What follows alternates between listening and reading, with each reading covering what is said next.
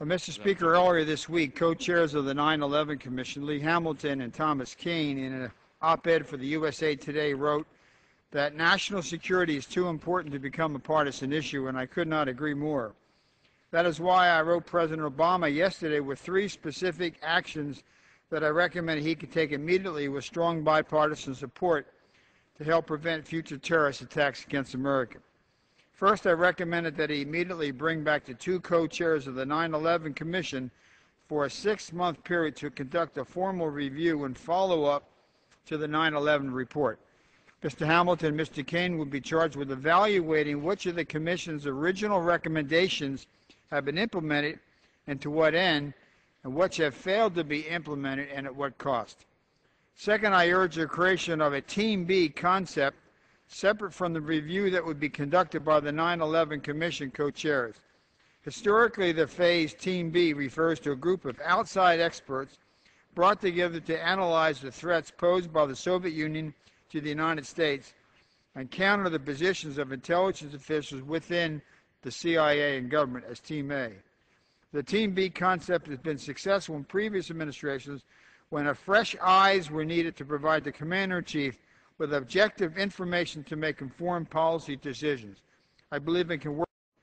Third, I urge the President to support the legislation that I introduced today to establish a 10-year term of office for the Administrator of the Transportation Security Administration, TSA, similar to what the Congress has done in the past to the appointment process for the Director of the FBI. Bob Mueller has done an outstanding job, and that process has worked well.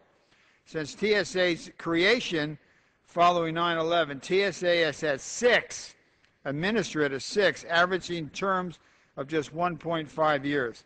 The attempted Christmas Day bombing of a U.S. airliner points to the need for a long-term, strong, and capable leadership that is outside of the political process. In a separate letter to Deputy National Security Advisor John Brennan, I posed a series of pointed questions concerning the security situation in Yemen and the circumstances surrounding the failed Christmas Day attack. Specifically, I asked the administration how it plans to deal with the possible radicalization of some 55,000 Americans, 55,000 Americans that are currently visiting, living, or studying in Yemen, pointing out that these individuals can fly back to the United States with American passports. The dangers of radicalization in Yemen are very troubling. Alleged Fort Hood terrorist Major Nidal Hassan was radicalized by Yemeni-American cleric Anwar al-Awlaki. The alleged terrorist who killed the U.S. Army recruiter in Little Rock, Arkansas, was also radicalized by al-Awlaki. And now we have learned that the alleged Christmas Day terrorist was reportedly also in contact with al-Awlaki in Yemen.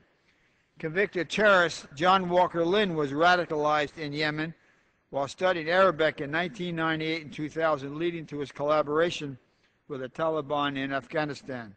Last week, President Obama said, now is not the time for partisanship, it's the time for citizenship, a time to come together, work together with the seriousness of purpose that our national security demands. However, working together demands that this administration work with Congress, both Republicans and Democrats, in good faith to provide information, answer questions, consider solutions, and to develop a strategy to defeat al-Qaeda whenever and however we can.